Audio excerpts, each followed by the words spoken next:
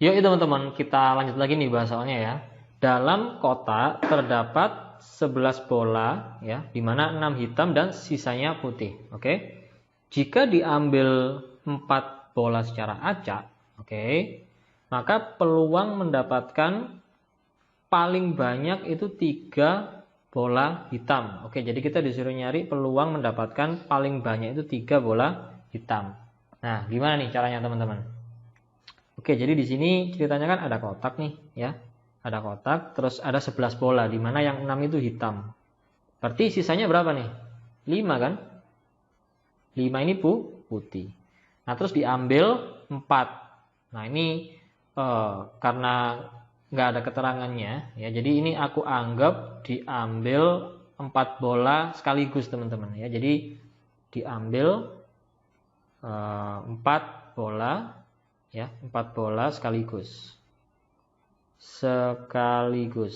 Nah, kayak gini teman-teman. Oke. Nah, tapi ada syaratnya nih.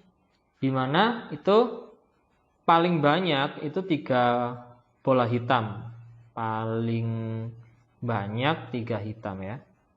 Banyak itu 3 hitam. Nah, berarti kan ada beberapa kemungkinan nih ya. Ayo teman-teman bisa bantu ini enggak? Nulis kemungkinannya enggak? Ya berarti kan bisa aja 1 hitam ya, kemudian 3 putih ya kan? Karena kan yang diambil 4 dan paling banyak 3 hitam. Kalau 1 hitam kan nggak apa-apa berarti ya. Kemudian yang kedua gimana? Bisa juga 2 hitam, 2 putih ya. Bisa juga 3 hitam terus 1 putih. Terus yang terakhir bisa juga semuanya itu putih, berarti 4 putih. Nah, kayak gini teman-teman. Oke. Nah, berarti kita mesti hitung satu-satu nih ya.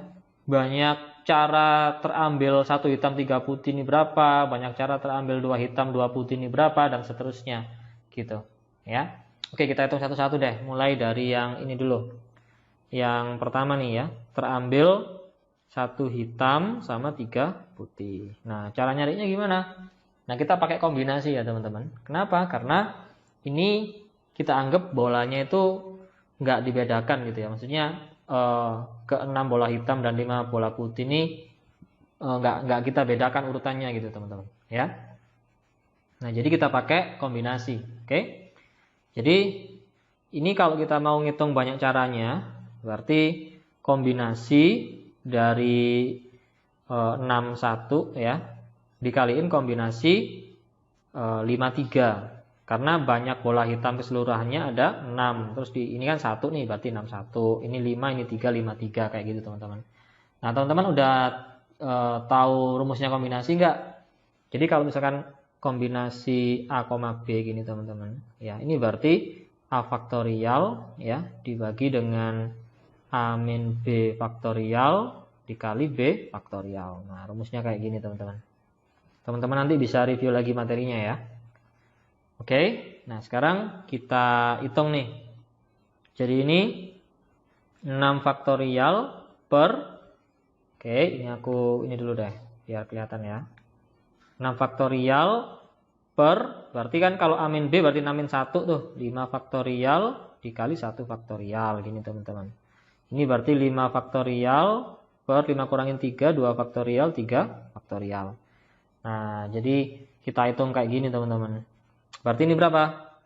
Berarti ini 6 dikaliin 5 faktorial per 5 faktorial kaliin 1. Ini 5 kali 4 kali 3 faktorial per 2 kali 1 kali 3 faktorial.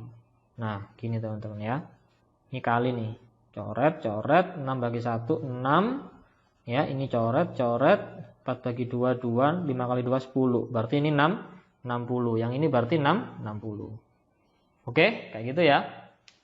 Nah, sekarang yang kedua. Jadi ini rada lama nih ngitungnya, teman-teman. Ya, karena ada banyak nih kemungkinannya. Oke, jadi ini lama dihitungnya aja sebenarnya. Oke, nah sekarang lanjut. Yang kedua.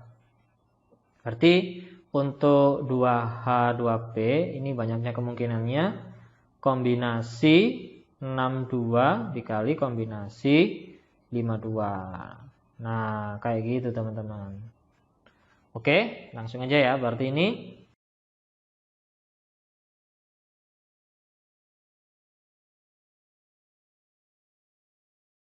ini 3 kali 5, 15.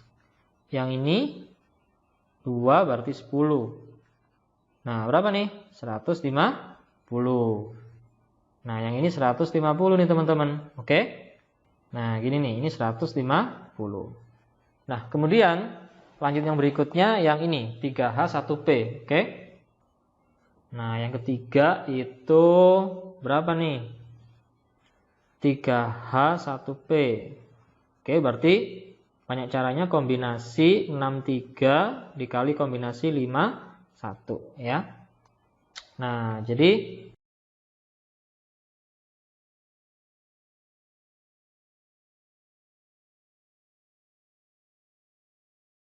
3 kali 2 kali 1, 6 sama ini, berarti ini 20 dikali dengan berapa nih teman-teman? Kali dengan 5, berarti 100. Nah, gini nih, oke?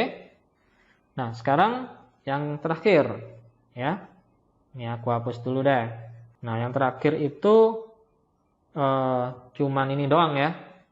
Cuman 4P aja nih, ya. Berarti banyak caranya ya kombinasi 5, 4. Gini doang. Oke, berarti 5 faktorial per 5 kurangin 4, 1 kali 4 faktorial. Berarti ini 5 ya teman-teman ya. Nah, ini 5. Oke. Nah, terus ini semuanya dijumlah nih teman-teman ya. Jadi kalau misalkan kejadian ini tuh kejadian A ya, berarti NA-nya itu ini. Kita jumlah semua. Jadi 250 ditambah 65. Ya kan? Berarti berapa? 5, 1, 305, 15. Nah, ini NA-nya nih teman-teman ya. Jadi banyak cara terambil 4 bola, di mana paling banyak itu 3 bola hitam. Nah, sekarang kalau mau cari NS-nya gimana? Nah, kalau mau cari NS-nya simpel aja. NS ya berarti ini kan total bolanya ada 11 nih ya. Terus diambil 4. Ya, berarti kombinasi 11 4. Oke? Berarti 11 faktorial per 11 kurangin 4, 7 faktorial teman-teman dikali 4 faktorial kayak gini ya. Jadi ini 11 kali 10 kali 9 kali 8 kali 7 faktorial ya. Aku geser sana dikit. Nah, kayak gini. Terus dibagi, ini kali ya teman-teman. Dibagi dengan 7 faktorial kali 4 faktorial. 4 kali 3 kali 2 kali 1. Coret-coret. 4 kali 2 8 ya. 9 bagi 3 tinggal 3. Berarti berapa nih? 330. Nah, berarti peluang kejadian A ini gimana? Ya udah deh, NA per NS. Berarti 315 per 330. Nah, ini bisa disederhanain teman-teman. Teman-teman bagi dengan 15 ya. Berarti ini 21, ini berapa? 22. Nah, jadi jawabannya yang mana? Iya, yang B. Ini sebenarnya caranya gampang, cuman ngitungnya aja yang rada lama nih, ya.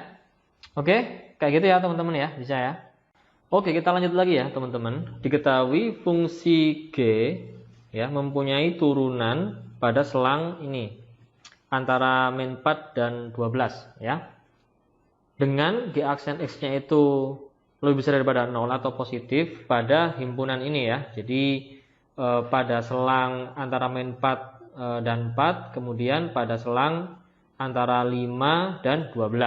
Oke, kemudian G aksen X-nya kurang dari 0 atau negatif pada selang ini. Nah, kemudian diketahui Fx-nya segini. Nah, kita disuruh nyari G bundaran F ini akan turun pada selang berapa gitu teman-teman. Oke, kebayang nggak nih maksud soalnya? Nah, jadi gini. Fungsi G itu punya turunan pada selang min 4 antara min 4 sampai 12. Jadi misalkan aku gambar di sini teman-teman ya, intervalnya ini ada min 4, ada 12. Nah, jadi fungsi G itu punya turunan pada selang ini. Oke. Nah, kemudian di sini kan kalau teman-teman lihat ada min 4, 4, 5, 12. Misalkan 4-nya di sini deh. ya, 4-nya di sini, 5-nya di sini misalkan. Nah, pada selang antara min 4 sampai 4 ya, itu G aksen X-nya positif. Jadi di sini nih G aksen X-nya positif. Turunannya lebih besar daripada 0 ya, untuk selang di sini. Oke. Kemudian sama selang di sini juga G aksen X-nya itu juga dia lebih besar 0 ya. Jadi ini G aksen X-nya lebih besar 0 pada himpunan ini. Gabungan, tanda ini artinya gabungan ya teman-teman ya.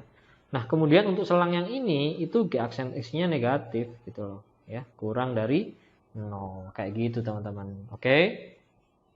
Nah sekarang kita juga punya fx nih, fx-nya sama dengan 4 min x pangkat 3. Oke. Nah, kita disuruh nyari pada selang berapa, pada interval berapa G bundaran F ini turun. Nah, yang pertama, teman-teman mesti tahu dulu fungsi komposisi ya, teman-teman. Jadi, kalau ada G bundaran Fx gini misalkan, nah ini artinya G Fx, kayak gitu ya. Nah, kemudian teman-teman juga harus tahu syarat sebuah fungsi itu dikatakan turun. Syaratnya gimana? Nah, syaratnya itu kalau fungsinya turunan dari fungsi itu kurang dari 0 ya, berarti supaya G bundaran F ini dikatakan turun, syaratnya adalah G bundaran F aksen X ini harus kurang dari 0 kayak gitu teman-teman ya. Nah berarti kita mesti ini dulu, tahu dulu gitu ya, cara menurunkan fungsi komposisi kayak gini gitu. Oke. Jadi kalau misalkan kita punya fungsi ini ya, G bundaran F kayak gini teman-teman. Oke, fungsi komposisi kayak gini G bundaran Fx ya. Nah, maka turunannya ya, jadi G bundaran F ini ya, turunannya ini itu sama dengan gini teman-teman. Sama dengan G aksen Fx, oke, dikaliin dengan F aksen X. Ya, nah jadi teman-teman perlu pegang yang ini, oke? Atau ini nggak usah deh, ini aku hapus aja deh ya. Intinya turunan fungsi komposisi kayak gini, hasilnya gini ya teman-teman ya. Nah, oke. Nah kita kan tahunya kan fungsinya yang fx nih, ya berarti kita bisa cari f aksen x dulu, oke? Kalau fx-nya segini, berarti f aksen x-nya gimana? Ya turunan fungsi aljabar biasa ya teman-teman ya. Kalau 4 ini kan kalau konstantan doang diturunin ya udah 0 gitu kan. Nah kalau x pangkat 3 turunannya gimana? 3-nya tinggal turun kan. 3, ini x, ini dikurangin 1 ya. 3x kuadrat. Jadi misalkan kita punya fungsi y sama dengan ax pangkat b. Nah turunannya ya aksennya itu a kali b x pangkat b min 1. Kayak gitu teman-teman. Oke. Jadi f aksen x-nya ini min 3x kuadrat. Nah, ya udah bisa kita masukin ke sini sekarang. Jadi G bundaran F aksen X itu sama dengan G, atau ini aku taruh depan aja ya, yang min 3x kuadratnya ya, min 3x kuadrat dikaliin G aksen Fx. Oke. Nah, Fx-nya teman-teman yang di dalam ini itu bisa kita ganti dengan 4 min x pangkat 3. Oke. Nah, kayak gini teman-teman, ya. Nah, terus pada selang berapa nilai dari G bundaran F aksen X-nya ini akan kurang dari 0? Nah, ini harus kita coba-coba nih teman-teman. Ya. Nah, sekarang kita lihat yang A deh, yang A dulu. Oke, untuk A kan ini kan pada interval X-nya antara min 2 dan min 1 kan, ya. Nah, berarti kita bisa masukinnya ya let's say X-nya berapa deh? X-nya min 3/2 gitulah ya, min 3/2. Nah, kalau kita masukin ini ke sini ya, G bundaran F aksen 3/2, min 3/2 maksudnya. Nah, ini kan hasilnya nanti gimana? Kalau yang ini nilainya positif apa negatif? Kalau kita masukin ke sini. Ini kan jadi min 3 dikaliin min 9 positif ya, kalau dikuadratin jadi positif. Negatif kali positif ya udah negatif kan yang sini kan, ya. Nah terus yang ini gimana? G aksen 4 dikurangin x pangkat 3. Nah kalau pangkatnya ganjil kayak gini nanti kan hasilnya negatif nih, ya. Nah, 3/2 pangkat 3 berarti 27/8. Gini kan. Nah, ini hasilnya berapa teman-teman? Yang ini kan tadi negatif ya. Ini nilainya sebenarnya nggak perlu kita hitung teman-teman. Yang penting tandanya aja gitu loh. Ya. Nah, berarti ini negatif, yang ini kan jadi ditambah nih ya. Min sama min jadi plus. 27/8 ini kan sekitar 3 komaan nih ya. 3 komaan lah ya. Berarti 4 tambah 3 7 komaan. Berarti dikaliin G aksen 7 koma. Nah, 7 koma berarti kan masuk di sini kan, teman-teman? Iya kan? Ini kan 7 kan terletak antara 5 dan 12. Berarti G aksen ini tadi nilainya positif, berarti ini positif. Nah, negatif kali positif dia negatif. Nah, berarti pada selang ini, teman-teman, ya. Itu dia memang hasilnya negatif, dia turun. Berarti ini benar gitu loh. Ya. Nah, sekarang kita coba yang lain, yang B deh ya. Ini aku hapus dulu. Nah, sekarang kita coba yang B. Ini kan intervalnya antara min 2 dan 0. Jadi ini min 2, ini 0 gitu kan. Nah, di sini kan ada min 1 kan berarti. Ini kan kita boleh masukin X-nya sama dengan min 1. Ya enggak? Oke. Nah, kalau kita masukin min 1 berarti hasilnya gimana? G bundaran F aksen min 1 ya berarti min 3 kali min 1 dikuadratin, ya udah ini negatif ya teman-teman ya. Kemudian ini G aksen, nah ini berarti kan 4 dikurangin ini jadinya min 1 pangkat 3. Jadi ya min 1 tetap ya, berarti 4 dikurangin min 1 gini teman-teman. Jadi kan ini hasilnya minus dikaliin G aksen 5. Nah, kalau 5 kan pas di sini, berarti kalau pas di sini itu 0 ya. Ini kan pembuat nolnya nih, ya kan? Nah, jadi G aksen 5-nya itu 0. Min kali 0 hasilnya 0, berarti ini salah. Oke?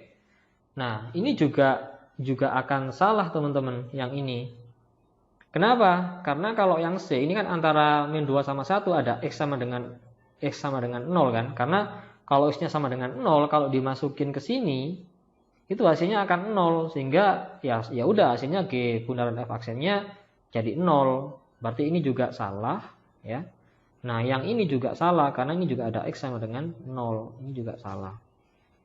Nah, sekarang kita cek yang D aja. Oke? Yang D gimana nih? Oke, yang D. Ini kan yang D berarti kan ini teman-teman. Intervalnya kan X-nya antara min 1 sampai 0 gitu kan ya. Nah, berarti kita bisa ambil X-nya misalkan min setengah. Nah, berarti kalau kita masukin G bundaran F aksen min setengah. Nah, ini kan sama dengan min 3 dikaliin min setengah kuadrat, ya udah ya, negatif. Ini pasti negatif yang sini. Ini G aksen 4 dikurangin min setengah pangkat 3, berarti min 1/8. Nah, berarti kan ini negatif dikaliin G aksen 4/8 gini kan. Nah, 4/8 itu kan sebenarnya terletak di sini teman-teman ya. Nah, ini kan nilainya kan negatif, ya kan? Ini juga negatif, berarti negatif kali negatif hasilnya nanti positif, padahal yang diminta kan yang kurang dari 0, berarti ini juga salah. Nah, kayak gitu teman-teman ya. Nah, jadi jawaban yang tepat adalah yang A. Oke, kayak gitu ya caranya ya teman-teman ya. Ya, lanjut lagi soal yang berikutnya ya teman-teman. Kita baca dulu yuk. Diketahui fungsi H dengan H 1/C-2X itu sama dengan X di mana C-nya lebih besar 0. Kemudian jika terdapat dua nilai X yang memenuhi persamaan ini teman-teman. Waduh, ribet banget nih ya. Nah, kita disuruh nyari jumlah kedua nilai tersebut adalah berapa. Oke, gimana nih caranya teman-teman? Wah, ini kayaknya ribet banget nih. Oke, langkah pertama yang perlu kita lakukan untuk ngerjain soal ini, kita coba cari dulu Hx-nya itu fungsinya kayak gimana teman-teman. Dari mana? Dari persamaan yang pertama ini ya. Aku tulis di sini deh. Jadi, di sini kan kita punya H, ya kan? 1/C-2X. Nah, ini sama dengan X. Nah, gimana cara nyari ininya? Cara nyari Hx-nya. Nah, kita misalin dulu deh. Jadi, let's say yang segini ini ya, yang ini teman-teman, oke, itu aku namain A gitu ya. Jadi A-nya sama dengan 1 per C-2X. Oke. Nah, berarti kalau kita mau cari X-nya gimana? Nah, berarti kan C-2X sama dengan 1 per A ya, tinggal pindah rumah saja ya. Nah, atau C-1 per A itu sama dengan 2X ya kan? Nah, berarti kalau mau cari X-nya ya udah setengah dikaliin C-1 per A. Nah, kayak gini nih. Oke. Nah, langkah selanjutnya gimana? Nah, kita masukin teman-teman. Jadi yang segini ini kita masukin A ya. Tadi kan udah kita misalin A. Berarti HA itu sama dengan X. Nah, X-nya itu kita masukin dalam variabel A ini. Berarti setengah dikali C-1 per A. Nah, kayak gini. Kalau hanya aku ganti X, boleh kan? Nah, jadi setengah kali C-1 per X. Kayak gitu, teman-teman. Nah, kita udah dapat HX-nya. Ya. Nah, ini aku hapus dulu deh. Ya, biar nggak terlalu, atau aku kecilin aja ya, teman-teman ya. Aku pindah dulu ini. Nah, jadi yang penting kita udah tahu ininya ya. Udah tahu HX-nya ya. Yang ini aku hapus saja. Nah, kayak gini teman-teman. Kita udah tahu HX-nya. Nah, sekarang kita coba lihat yang persamaan 2. Jadi di sini kan disebut terdapat 2 nilai X yang memenuhi persamaan ini. Aku tulis ini deh. Jadi H ya kan 2 plus C per H inverse X ya sama dengan X per 2C plus C per 2 kayak gini teman-teman. Nah, berarti kan kita mesti ini nih teman-teman, ya kan? Kita mesti yang pertama mesti cari inverse-nya juga kan, ya. Nah, tapi sebelum itu ya udah deh. Sekarang kita masukin dulu. Tadi kan kita udah tahu HX-nya kan segini kan, ya teman-teman ya. Nah, berarti kalau kita mau masukin ke sini H2 plus C per H inverse X gimana? Ya sebenarnya kita tinggal ganti X-nya di sini jadi segini ini, ya kan? Kebayang nggak maksudnya? Kalau ini X, ini kan X, gitu kan teman-teman? Kalau ininya X-nya ini diganti ini, otomatis X-nya kan juga diganti ini dong, ya. Nah, berarti yang ruas kiri ini itu bisa kita ganti jadi setengah, oke, dikaliin C, dikurangin 1 per X. X-nya kita ganti ini. 2 plus C per H inverse X. Nah, kayak gini teman-teman. Oke, kebayang ya. Nah, ini sama dengan X per 2C plus C per 2. Atau setengahnya aku keluarin deh. Berarti ini sama dengan X per C ditambah C, gitu kan. Ya. X per C ditambah C. Ini kan kalau kita masukin lagi kan jadi sama kayak ini ya. Nah, tujuannya apa? Supaya ini kita coret aja. Nah, kayak gitu teman-teman. Nah, sekarang tugas kita adalah nyari H inverse X-nya. Gimana caranya? Ayo gimana? Nah, sebenarnya kita bisa cari inverse-nya dari sini aja teman-teman. Langsung aja. Ya. Jadi, aku tunjukin ininya dulu deh. Ya. Jadi, kalau misalkan ada fungsi, let's say misalkan F, ya, terus dikomposisikan dengan inverse-nya, kayak gini teman-teman. Nah, ini hasilnya adalah X gitu loh. Atau kita bisa tuliskan F inverse X itu sama dengan X. Nah, ini kan sebenarnya kan sama nih. Ini kan hasilnya X ya. Berarti ini inverse-nya dong. Ya kan? Ini kan H1 per C-2X sama dengan X. Berarti ini inverse-nya dong. Nah, kayak gitu kan. Sama kayak atasnya ini kan. Nah, ya udah berarti inverse-nya itu sama dengan ini. 1 per C-2X. Oke.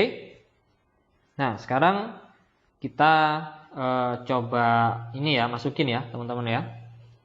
Kita udah tahu nih, inverse-nya ini. Oke, kita masukin. Jadi, ini C dikurangin 1 per 2 ditambah C per, nah, H inverse X-nya ini. 1 per C-2X. Wah, ribet banget nih, ya kan? Atau ini nggak usah kurung deh, ya. Nah, ini sama dengan X per C ditambah C. Ya udah, kita tinggal selesaiin ini teman-teman. Ya, ini aku hapus dulu deh ya. Ini kita udah tahu inverse-nya kan. Oke. Nah, ini aku geser dulu. Sini. Kita lanjutin ya teman-teman ya. Sini ya. Oke. Nah, jadi ini kan C-nya bisa kita coret sebenarnya, ya kan? Ini C, seret-seret gitu kan. Jadi minus 1/2 ditambah C. Nah, ini kan seper, jadi naik kan teman-teman. C dikali C min 2X, gini kan. Sama dengan X per C. Nah, gitu teman-teman. Oke teman-teman, ini aku rapiin dikit ya. Nah, berarti langsung aja sekarang kita kali silang teman-teman. Ini minnya boleh aku taruh di sini ya, biar nggak bingung ya, sini aja. Nah, berarti C kali min 1 min C, yang ini X dikaliin 2 ditambah, nah C kali C, C kuadrat, C kali min 2X, min 2CX. Nah, kayak gini teman-teman. Oke. Nah, sekarang ini kita kali satu-satu, X kali 2, 2X, X kali C kuadrat X, kemudian ini min 2CX kuadrat.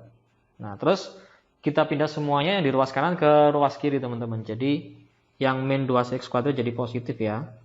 2CX kuadrat, yang ini pindah sana jadi minus C kuadrat X, yang 2X pindah sana jadi minus juga. Yang ini min C sama dengan 0, kayak gitu. Oke.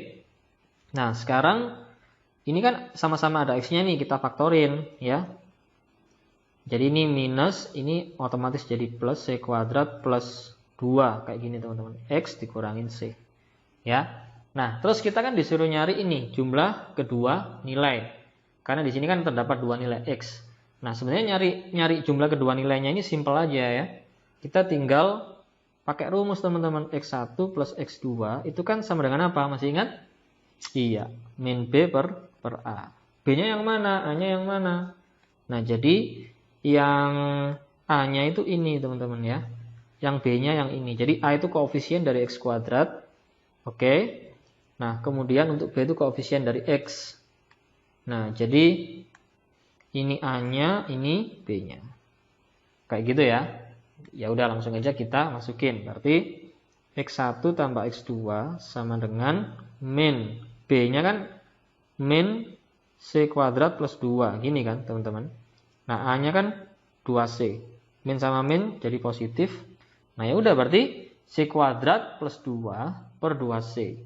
Nah, yang mana jawabannya? Iya, yang D. Oke, kayak gitu ya. Bisa ya teman-teman ya.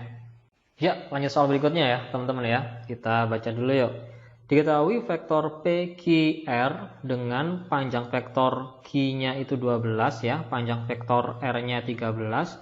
Kemudian di sini diketahui vektor P dikalikan titik dot produk dengan vektor R itu min 60. Nah, kemudian diketahui jika P tegak lurus Q dan R tegak lurus P plus Q, nah kita disuruh nyari panjang P-nya berapa gitu kan.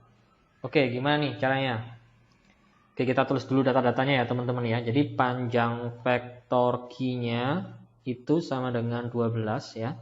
Panjang vektor R-nya, oke. Nah, itu sama dengan berapa? 13.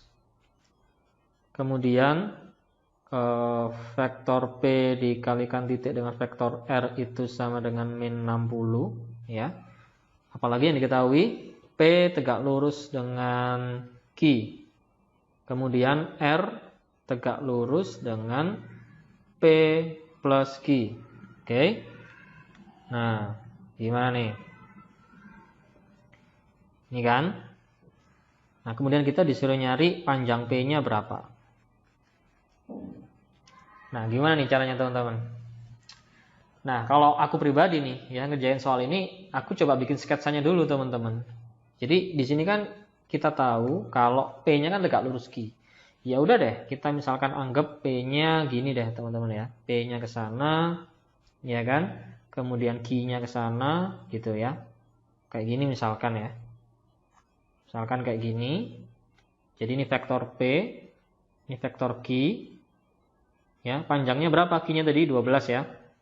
Di sini diketahui R tegak lurus P plus Q ya. Berarti kita coba bikin dulu P plus Q-nya ini gimana gambarnya. Ya, sesuai dengan penjumlahan vektor kan sebenarnya kita bisa geser vektor P ini ya. Jadi ujung pangkal dari vektor P kita taruh di kepalanya vektor Q. Jadi kan kira-kira kayak gini kan teman-teman. Ini proyeksinya lah ya. Nah, jadi nanti kan jumlahnya kan yang ini, yang merah ini teman-teman. Nah, ini P plus Q-nya nih ya. Atau aku taruh sini aja deh. Nah, gini. Ini vektor P plus Q. Nah, P plus Q ini itu tegak lurus dengan R. Berarti R-nya ya sebenarnya macam-macam gitu ya arahnya ya. Bisa ke bawah sini ya atau ke sana gitu kan. Ya, tapi supaya gampang ya wes lah. Ini aku anggap arahnya yang ke bawah sini lah teman-teman misalkan ya. Nah, kayak gini nih misalkan. Ini rada panjang ya, soalnya dia 13 dibilangnya. Ya, jadi ya wis gini lah misalkan. Ini vektor R-nya. Oke, panjangnya 13. Nah, ini kan juga siku-siku teman-teman. Nah, kayak gini. Oke. Nah, gimana cara nyari P-nya gitu kan? Nah, sebenarnya data yang belum kita pakai kan yang ini doang gitu loh. Ya. Nah, sebenarnya teman-teman harus tahu dulu kalau misalkan kita mau cari besarnya ini, hasil dari perkalian titik kayak gini ya. Jadi kan P ya dikalikan dengan R ini kan ya. Nah, itu kan sama dengan ya besarnya P dikaliin besarnya R dikaliin dengan cos sudut antara P dan R. Nah, kayak gitu teman-teman. Berarti kita mesti tahu sudutnya dulu. Yang mana berarti sudutnya? Nah, ini kan P-nya kalau aku proyeksikan ya, kita taruh di pangkalnya ini vektor R, berarti kan kayak gini nih. Vektor P-nya kan di sini, teman-teman ya. Nah, kayak gini kan, teman-teman. Berarti kan sudutnya sebenarnya yang ini, ya nggak sih? Ya. Nah, berapa ini sudutnya? Oke, kita nggak tahu. Sekarang gini dulu deh. Anggaplah ini alfa ini. Ini besarnya alfa, ya. Oke, ini kan 90 ya. Nah, kayak gini. Berarti sini berapa? Sini kan berarti otomatis ya udah 180 dikurangin 90 dikurangin alfa. Berarti 90 min alfa. Kalau gitu sini berapa? Nah, sini otomatis ini kan 90 nih. Berarti ya 90 dikurangin 90 min alfa. Berarti sama dengan berapa? Ya ini sama dengan alfa. Berarti kalau ini berapa? Ini kan garis lurus. Sini alfa, berarti sini 180 min alfa. Kayak gitu. Nah, kita udah tahu nih, ya. Berarti sekarang kita masukin. Oke, jadi ini sama dengan panjang P-nya kita nggak tahu, ya. R-nya 13. Nah, ini dikaliin cos 180 min alfa. Nah, P kali R-nya tadi min 60. Jadi ini boleh aku masukin min 60 ya, teman-teman ya. Min 60. Nah, kayak gini. Oke. Jadi min 60 sama dengan panjang P dikaliin 13. Nah, cos 180 min alfa itu kan sebenarnya sama aja dengan min cos alfa. Masih ingat ya, trigonometri ya, teman-teman ya. Jadi ini bisa kita coret nih ya. Oke, karena cos di kuadran 2 kan nilainya negatif. Oke. Nah, cos alfanya bisa kita cari dari segitiga yang ini, teman-teman. Cos itu kan kalau untuk segitiga siku-siku kayak gini, kalau alfanya di sini berarti kan perbandingan sisi samping dengan sisi miring kan, teman-teman? Ya. Jadi perbandingan sisi samping dengan sisi miring kayak gitu. Oke. Nah, berarti ini 60 itu sama dengan panjang P. Oke, dikaliin 13. Nah, cos alfa kan samping per miring, berarti panjang Q. Oke, dibagi dengan panjangnya P plus Q. P plus Q. Nah, kayak gitu kan. Oke, kita tahu nih panjang Q-nya. Panjang Q-nya berapa? Panjang Q-nya tadi kan 12. Berarti ini bisa kita masukin nih. Ya, jadi 60 sama dengan panjang P. Ya, dikaliin 13, dikaliin 12 per Nah, kalau mau cari ini P plus Q, ya udah pakai Pitagoras aja kan? Ya kan? Karena sudutnya 90, berarti akar 12 kuadrat ditambah P kuadrat, gini doang, ya kan? Oke, kita lanjutin hitungannya di halaman berikutnya ya, teman-teman, biar nggak terlalu sesak. Nah, di sini nih. Oke, nah sekarang gimana nih enaknya? Ya udah, kita pindahin aja nih. Ya, jadi 5 dikaliin, ini aku pindah ke ruas kiri. 12 kuadrat 144 ditambah panjang P kuadrat sama dengan panjang P dikaliin 13. Oke. Nah, ini kita kuadratin. Kayak gini, teman-teman. Jadi ini 25 dikaliin 144 plus panjang P kuadrat ya. Sama dengan panjang P kuadrat dikaliin 169. Nah, kayak gitu. Ya, teman-teman ya. Ya wes, kita kaliin satu-satu. Ini kali sini. 25 kali 144 ditambah 25. Anggaplah ini apa ya, panjangnya P gitu aja teman-teman, biar nggak nulisnya susah ya teman-teman ya. 25 dikaliin P, ini jelek banget nih. Nah, ini 25 dikaliin P kuadrat sama dengan P kuadrat kali 169 atau 169 P kuadrat, gini aja ya. Nah, ini kita pindah ke ruas kanan, jadi gimana? Dikurangkan, 169 dikurangin 25, ya 144 P kuadrat, coret. Nah, jadi P kuadratnya 25, berarti P-nya ya plus minus 5, kita ambil yang positif ya. Nah, jadi jawabannya P-nya 5, teman-teman. Oke, nah jadi yang A.